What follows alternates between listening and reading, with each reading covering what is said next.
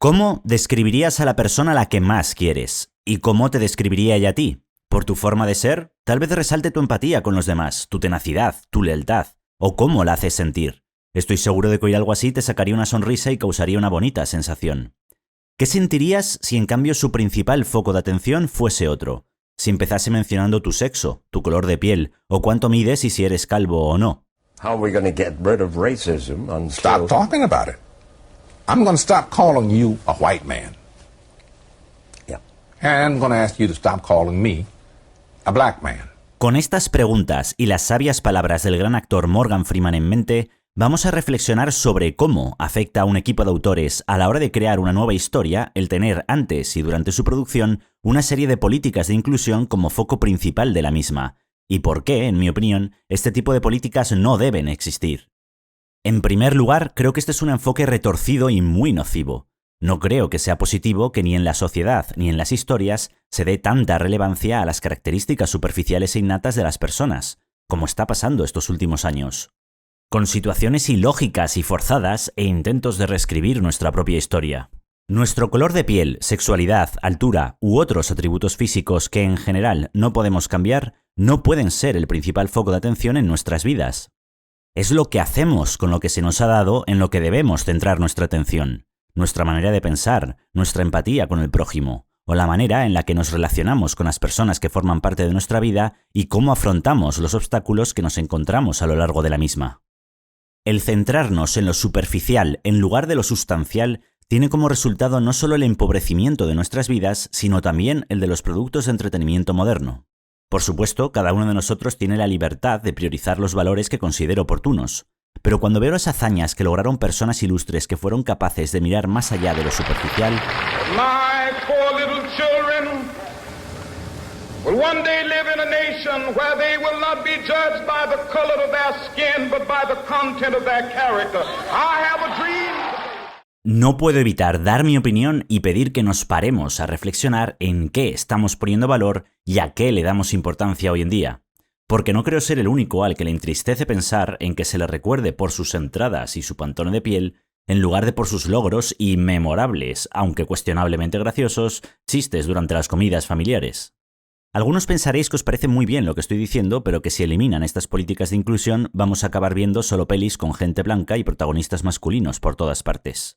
No exageremos, porque solo yéndonos a los inicios de Hollywood nos encontramos con un panorama tan extremista. Y si la gente quiere imponer más diversidad en producciones occidentales, en lugar de diversificarse de verdad y empezar a ver más cine asiático o sudamericano ahora que están más disponibles, pues propongo una solución.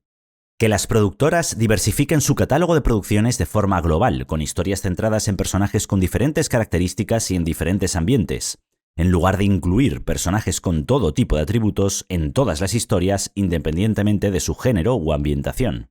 Siento que en las historias de fantasía de las que soy fan, este problema se ha hecho más que evidente, quedando claramente reflejado en las series del género estrenadas en 2021 y 2022, y lo vamos a ver comparando diferentes series con enfoques muy distintos. Estas políticas de inclusión son tremendamente restrictivas y limitan muchísimo las historias que puedes contar. Parten de la base de que es imposible que personajes con toda esta variedad de características superficiales puedan formar parte de manera natural de estas obras, lo que es normal, ya que vivimos en un planeta muy heterogéneo, y paradójicamente solo historias del género de fantasía, que normalmente exploran múltiples localizaciones en los mundos a los que nos introducen, tienen el potencial de introducir toda esta diversidad de personajes de manera fluida y sin que resulte artificial.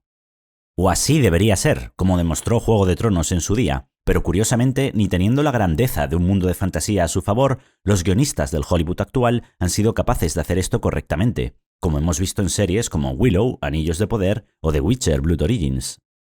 En lugar de expandir estos mundos y hacerlos más diversos, en estas producciones la inclusión logra lo contrario y los hace más pequeños, planos e inverosímiles. Tenemos mundos de fantasía en los que cada ciudad, pueblo, aldea de sichozas o tribu de ermitaños tienen exactamente la misma diversidad étnica y no hay nada que distinga a unas de otras. Los pueblos del mar y las ciudades imperiales del norte tienen el mismo tipo de habitantes. Las aldeas en las tierras del sur parecen idénticas a un reino como Númenor, aislado y situado en medio del océano. Tampoco importa que seas de Tir Asleen, reino de humanos, o de un pueblo Nelwyn, o incluso de una mina de enanos como Hazad Dûm. No hay pueblo, tribu o especie que tenga cualidades diferenciadoras que nos transmitan la sensación de que los protagonistas se han trasladado de un lugar a otro. Todo es igual, tal como querían, ilógico pero igual, porque solo podemos encontrar una variedad así en las grandes ciudades del mundo occidental como Nueva York, San Francisco o Londres. Supongo que hasta cuando estos guionistas viajan acaban visitando hoteles de 5 estrellas en China, donde solo encuentran turistas de todo el mundo con dinero para pagarlo y no ven más allá de eso. Es una lástima, porque la riqueza que nos aporta viajar es la misma que nos puede aportar una buena historia de fantasía.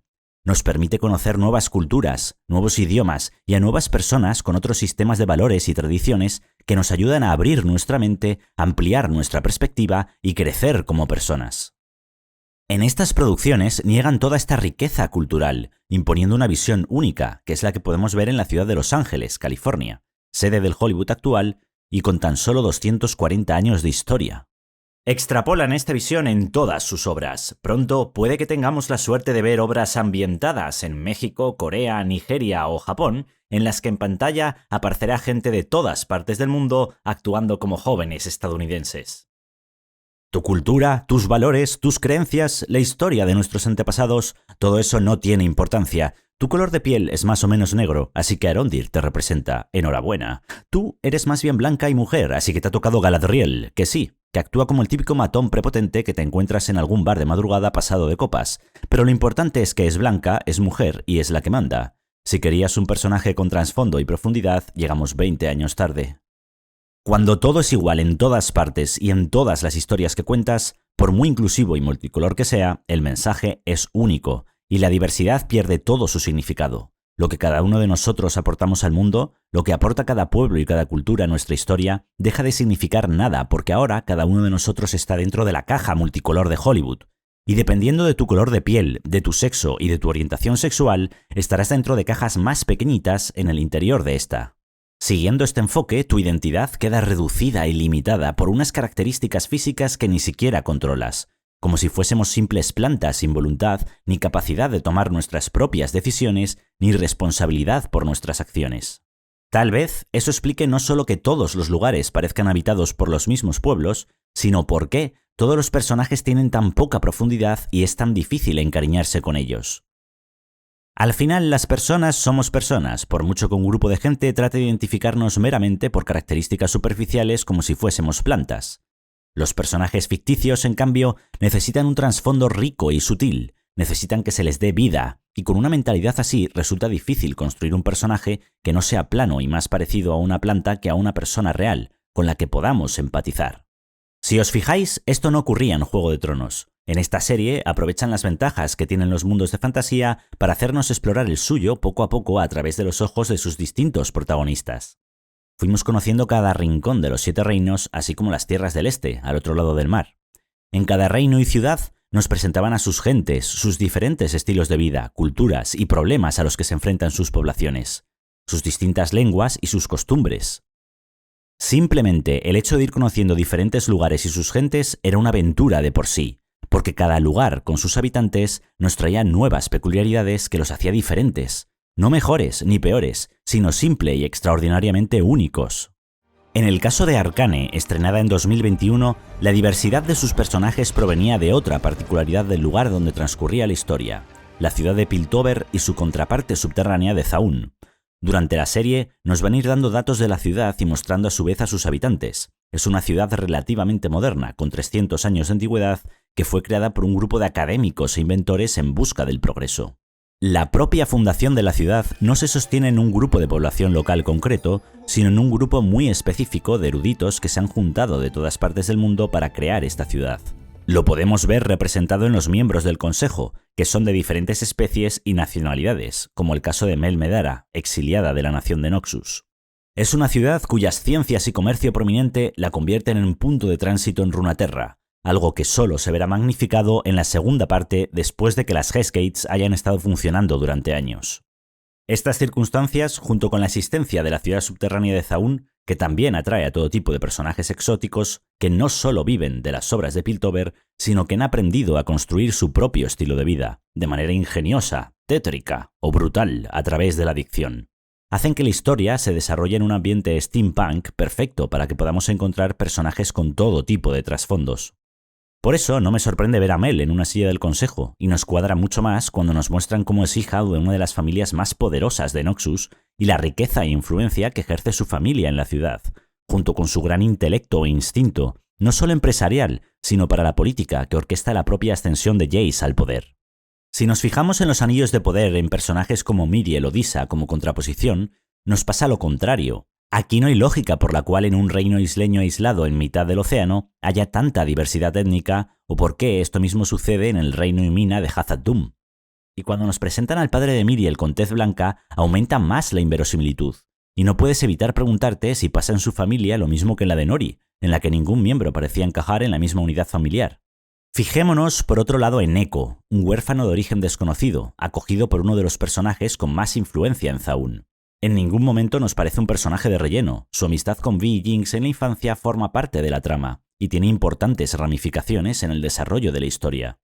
De un niño inteligente y curioso, vemos cómo se ha convertido en un joven líder, con responsabilidad en la comunidad que ha creado y que lucha por convertir su ciudad en un lugar mejor. Y no solo eso, también vamos a ver su ira por la traición de Silco y cómo ésta destruyó su infancia y a todas las personas a las que perdió en el camino, entre las que se encontraban Powder y Vi. Vamos a ver su alegría al reunirse con su amiga perdida y su piedad por Jinx cuando empatiza con ella al ver un retazo de Powder tras su pelea. Es un personaje secundario increíblemente rico, con una personalidad compleja y bien definida, que forma parte de la historia. No es un personaje incluido en la misma. Este personaje es parte de la obra de manera natural y nada sería lo mismo sin él. ¿Qué pasa cuando un personaje es incluido en la historia en vez de formar parte de la misma? Pues solo tenemos que ver a Arondir. En este caso, él no es el único elfo negro de su destacamento, sino que por lo que sabemos de la serie es el único que existe. La historia no da señales de ellos, simplemente lo ignoran, y del mismo modo que ignoran el trasfondo del personaje, ignoran su desarrollo. Después de 10 horas de temporada de Anillos de Poder, solo podemos describirlo como un buen guerrero, con mucha suerte o plot armor, como prefiráis, al que perdonan la vida en al menos 3 ocasiones. Lo mismo ocurre con el desarrollo de su historia de amor con Bronwyn, inexistente, ya que solo tienen conversaciones en un pozo, en un árbol o en una muralla, y nunca son conversaciones ya no profundas, que tampoco, sino íntimas, que hablen de momentos compartidos en su pasado, o cosas que puedan ser importantes en cada una de sus vidas. Solo hablan de los acontecimientos que están sucediendo o han sucedido en pantalla, con alguna mediocre excepción, lo que los hace totalmente planos e irrelevantes para la historia. Arondir, Bronwyn, Disa... Estos personajes no tienen la profundidad de Mel, con su pasado bélico y los problemas familiares con su madre, ni su ambición por probar su valor a su manera en Piltover.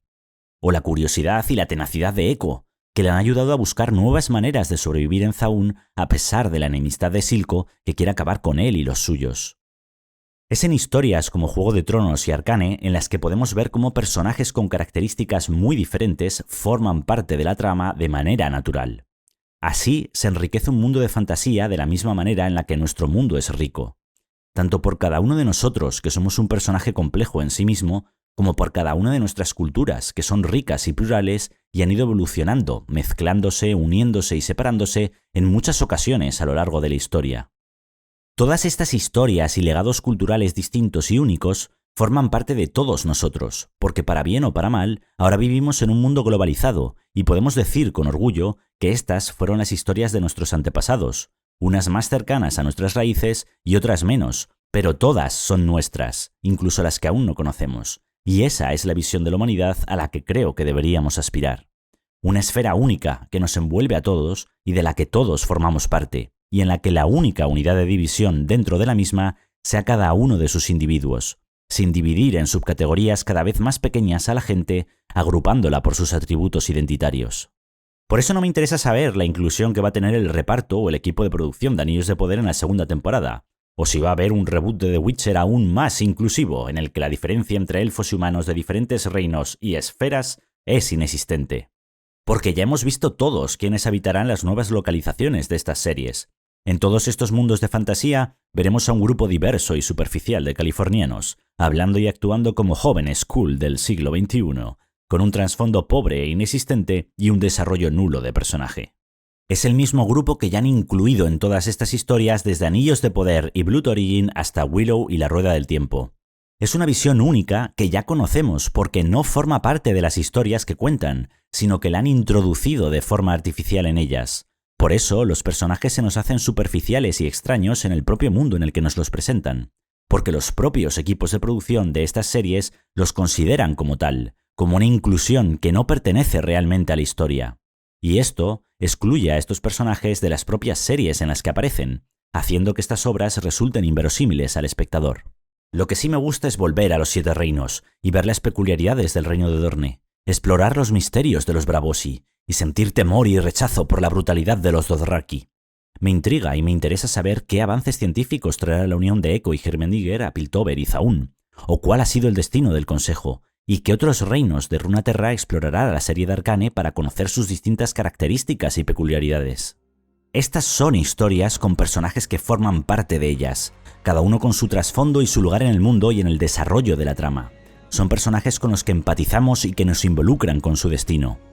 Este es el camino y el enfoque que tienes que dar a tu historia si de verdad crees en la diversidad del ser humano. En estas historias no se incluyen personajes por sus características superficiales, sino que personajes ricos que forman parte de ellas, por su trasfondo, tienen diferentes características superficiales. Son 2 maneras de pensar, 2 enfoques distintos. Espero que este año pongamos el foco en lo que realmente importa, aquello que hacemos con nuestro tiempo, y que podamos, independientemente de nuestras raíces, enriquecer un poco más nuestras vidas con una mente abierta y sin limitar quiénes somos o qué somos capaces de lograr. Si queréis saber mi opinión acerca de la guerra que creo hay en Hollywood contra lo nerd, os dejo aquí el enlace a mi último vídeo, y me encantaría saber la vuestra en los comentarios sobre la inclusividad en el cine. Como siempre, os agradezco un montón si le dais al like si os ha gustado el vídeo, y hasta que nuestros caminos se vuelvan a cruzar, buen camino.